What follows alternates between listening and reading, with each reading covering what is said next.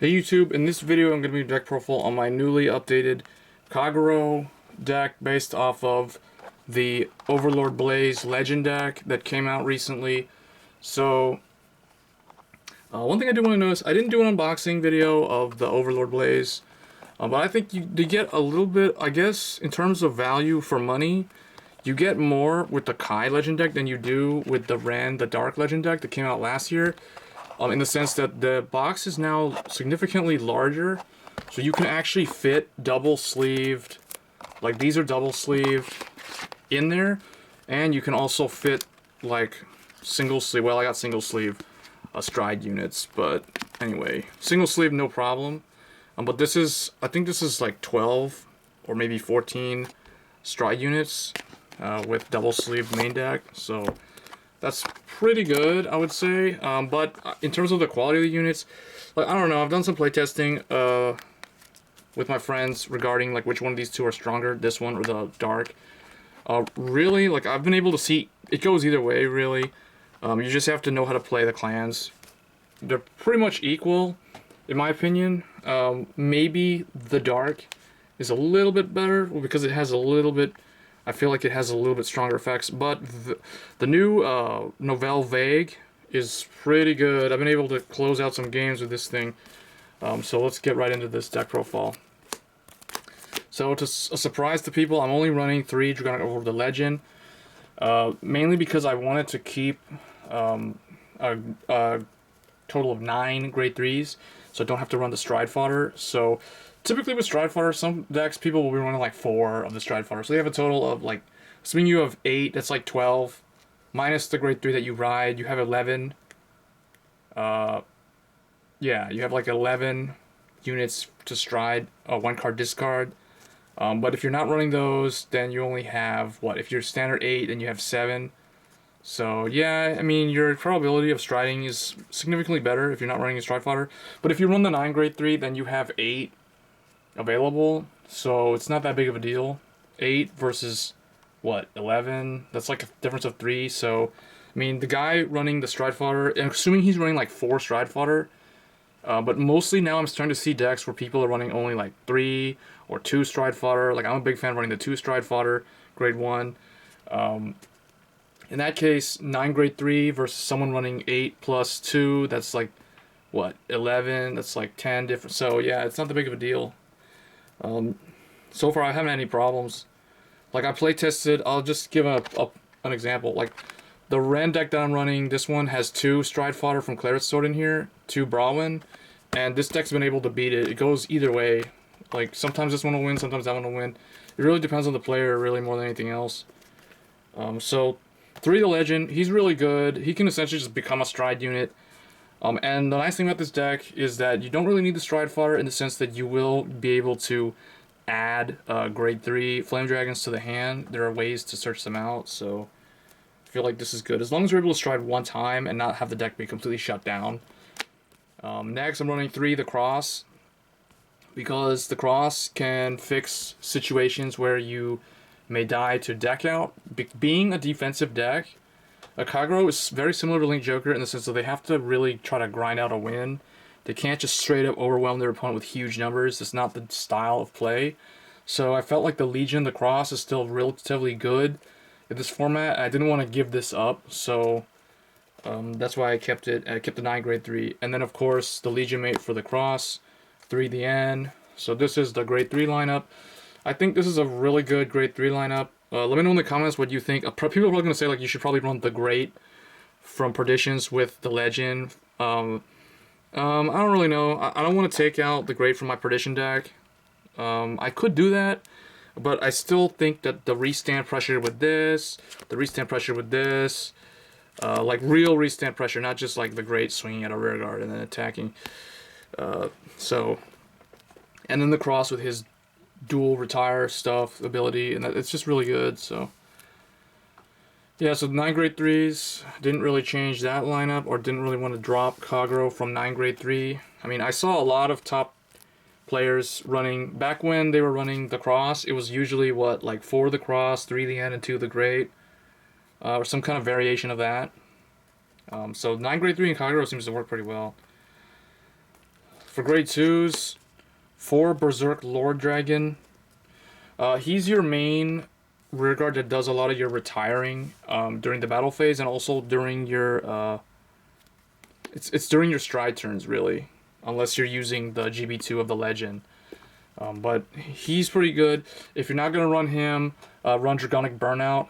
Originally I was running both, but then I found that Burnout, sometimes you can't really use that effect because I don't know, you can't really do it easy. I mean, yes, I know it's not GB restricted, but the problem with Burnout is that you can't really use Burnout's effect in the early game, even though he's not GB1. Whereas this guy, and on top of that, he's like a one-time thing when you call him. This will happen, like, this thing's effect can happen multiple times from just the card itself sitting on the field. Every time your grade 4 Vanguard attacks, you can counterblast one to blow up a grade 2 or lower, and usually you're always going to blow up a back row, so I feel like this is pretty good. Next, 3 Emperor Dragon Knight Nihilum. Nihilum came back. He used to be always that 10k that everyone was always running. But he's a pretty good card. Alone, he can swing. Like when you have an Overlord Vanguard, and he's usually going to be your last guy that attacks after the Vanguard or second attack, depending on the situation. But usually he's your 11k with an Overlord Vanguard, and then when the grade 4 attacks, when you're on Stride or the Legends GB2, he gets 5k more. So he's like, what, 16 on his own with no boost, so it's an easy 21. So pretty good. I would say like 3 or 4 copies depending on what you're running. I'm running 3 because I'm still running this guy, so 3 Burning Horn Dragon, mainly because he's a Flame Dragon. That's the main reason why I stuck with him. Otherwise, if you don't want to run Nihilum, you can run 4 of this and then put in like 3 Burnout, because Burnout's also Flame Dragon. Or you can run like 4 Burnout and 3 of this, or 4 of this. And if you're running these, then I would run 4 of this and 3 Burnout. Burnout's pretty good, but Burnout, in my opinion, isn't so necessary. The other problem is with Burnout, you will be Soul Blasting a lot. And this deck does Soul Blast quite a bit. The Legends on Ride will Soul Blast. Then there's some grade 1s that Soul Blast. So Burnout kind of has some issues with this deck. I feel like he was better in like the different, like, earlier days for Kagero. And then 1 Armor of Flame Dragon Bar. People are probably going to be like, well, you don't need to run this. You can run 4 Nihilum or 4 Burning Horn. This guy actually saved me a couple of times in late game, especially in late game, where he really shines. He can draw aggro away because he's a superior interceptor. He's like a 10k, he's like a 15k shield, essentially, in the late game when you have a grade 3 or greater Flame Dragon in the drop zone. So, works with lots of builds with this deck, really. I can't really justify running more than 1 or 2 of him, but I do have some good offensive cards like Nihilum and Burning Horn, 6 total, so I feel like this guy's pretty much justified in here. So yeah, I have actually used Bar. I'm glad I'm able to use Bar again. He came back, basically, and Nihilum. So all the old school guys, Berserk Dragon, everyone's back in. So that's the grade 2 lineup. Grade 1, 4 Flame of Tranquility, Aramo. He does the same thing that Little Witch Nevin does in Ren's Dark deck. So now Kagero has access to this. This is actually quite good because you do want to cycle your deck. Sometimes you'll do weird things like this actually saved me a game where I had like 2 the ends in my hand and I'm sitting on the Legend. So I drop Armo to block the Vanguard, and then there's 1 in the drop zone already, so I ditch this and draw into a 10k shield that can help me block the other rear guard. So he can do interesting stuff like that. So pretty good. Otherwise, like if you don't run him, you could run just whatever, any like Bari or any Sentinel. It doesn't really matter. Next, 4 Lizard General Conroe. 4 of him because he's pretty essential. He will search, depending on your which grade 3 you open up with. When he's placed on R from the hand, you can reveal a grade 3 with Overlord. All these are Overlord. And then you can search. Actually, no, I take that back. You reveal any grade 3 from your hand. And then you can search for a grade 3 Overlord. So let's say you open up with the N, which would be the worst scenario. That would be the best time to use this effect, actually. So you open up that with the N, you can use him to reveal it, search the cross, or the legend, depending on whichever one you want to do. Depends on what your opponent is playing also, really. So you can do stuff like that. Reveal it, add that card to your hand, then you get to discard one card. So you don't have to discard this. You can discard whatever card you want. So it searches out stride fodder, essentially. And then he's also your unflip engine. You can retire him to unflip 2, or give the Overlord Vanguard the ability to, when it hits, you can countercharge 2. So pretty good on stride turns, actually, when you know the opponent is not going to block. Really good with the ace, really. Or even the Legends GB2 skill. So next I am running 3 Spear of Flame Dragon Tar, because he's the main reason why you can't really run, or it's harder to run Burnout now, because if you're using this guy like 2 times, assuming you're not going to use the cross that game, where you do the Legion Re-Ride, or you're just sitting on the Legend in a standard game, this guy tends to eat up the soul, so you can't really run, it's harder to run Burnout, is what I'm saying. And also the same thing is, it also interferes with Calamity Tower Wyvern, so I don't actually run Calamity in here either. So people are being like, oh, it's kind of weird, you can't loop it. Well, this deck is actually more focused on making stronger lanes on the sides by using stuff like Nihilum, and being able to retire using multiple times using Berserk Dragon and stuff like that. So it's not too center heavy, although it is still really center heavy. And then finally, I am running the 2 Dragon Partner Monica. People are probably like, yeah, you should run Calamity Tower Wyvern. Well, problem with Calamity Tower Wyvern is this deck is kind of Soul Blast heavy because of Tar. I mean, yeah, I probably could run them. I like that Monica plus Burning Horn Dragon is really, really good. If I was going to run Calamity Tower, I probably wouldn't run Burning Horn. I would probably bump Nihilum to 4, and probably, or maybe just bring in like 3, I would probably put in 3 Burnouts and 2 Calamity Tower, but then I feel like the deck is super Soul Blast heavy, and the intent of the deck is not really to loop with the cross anymore, mainly because you only have 3 the cross, so if one ends up in the damage zone, you're going to have some difficult times. And I tend to use him as stride fodder if I'm sitting on the Legend. So yeah, the Legion is kind of like a last resort, really. It's not really the main winning image of the deck anymore. So this deck is more focused on making stronger columns. So Dragon Partner Monica does that. She can make your Vanguard swing 36 in the middle on stride, or she can make Burning Horn swing 22 really easily. So that's the reason why I run Burning Horn, because I'm running her in here. And then for the trigger lineup, the only trigger that didn't change was the Gatling Claw Dragon, because it's still really good picking off opponent's starters, especially all those GB1 starters like Chronodran. Then 4 Tempu Master Hakai from the Legend deck, new critical.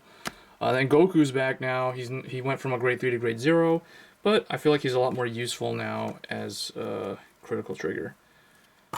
And then Genjo, the heal from the Legend. He's like the original heal. He's back now with a different art. And then the starter is Lizard Hero Udex. I feel like Red Bull's Drago Kid is still really good in my build, especially since I'm running 9 grade 3s, so the likelihood of it not failing is better. But Udex is a 5k boost. He's a proper booster, and he is very consistent if I need to search for Overlord, whether I need stride fodder for the next turn, or whether I want to, like I can search the cross and then ride it and then do Legion and stuff like that. So Udex is still really consistent, really good, but he is GB1 restricted, which is the only downside.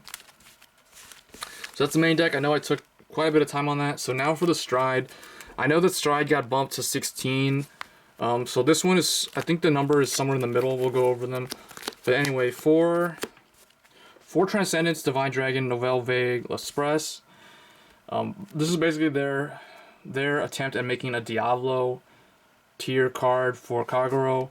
Really good when the opponents hit 5 damage, that's all I'll say.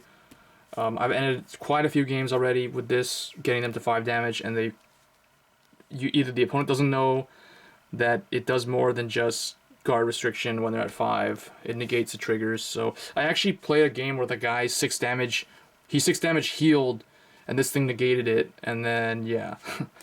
So really nice card. And on top of that, you can also just stride it the first time when they're at like 4 or 3 or whatever, and then they still has the guard restriction, so still really good. One Zom, he's still in because you can combo him with the Berserk Lord Dragon. If Burnout was in here, it'd be the same thing. And then one Vortex Desire. I guess I could run 2 of these since I'm not at the 16 limit yet, but I'm kind of configuring the deck where I won't have to change anything. I'll just add the G Guardians and whatever that new guy is that they're getting. But anyway, one Vortex Dragon Newt or one Vortex Desire. You get 2 of these in the Legend deck. I'm only running 1. This is a good first stride, actually. Really good for a Blade Master because it's kind of like it's basically Metallica Phoenix for Kagero, whereas this guy's Diablo. So this is a really good first stride, or I guess like an Aura Geyser for them. So really good at 1 because you only really stride at 1 time. It's an on hit to actually retire stuff. Then Root Flare, because Root Flare at 1-time deal. He's good enough at 2 to stride 1 time. Mustafa's still really good because as the first stride as well. Because if you know your opponent has a perfect guard, and this guy basically can force the perfect guard out. So it really depends. First stride is usually always one of these 2. It's either Mustafa for a guaranteed retire, or it's Vortex for a chance to retire 2 of their cards, basically. Yeah. And then Zom, self-explanatory. And then the only other card I'm running is for the Ace. I got the 2 from the Legend deck, and then plus my 2 originals, the GRs, from Fire's Collection. So for the Ace, so what is this? 4, 8, 12, there's 14. So 14. I could bump him up to 2 again, make 15, and then add back in Mahmud, which I took out for him actually. So there you go, guys. That's my new Legend, or I guess Kagero deck based off of the Legend. Let me know in the comments, or the Kai Overlord Blaze. Let me know in the comments below what you guys think of the deck. I think it's pretty good. It's pretty fun. I've beaten Diablo decks with it a couple times. But I feel like, I think right now Kagero just doesn't have the hype train behind them. So I mean, they're a solid clan. It's a solid deck, but it takes a lot of patience to play effectively. And right now people are probably gravitating more towards the faster paced stuff like Shadow Paladin, Royal Paladin, all that kind of stuff. So anyway, guys, hope you enjoyed that video, and I'll see you guys in the next one. Thanks.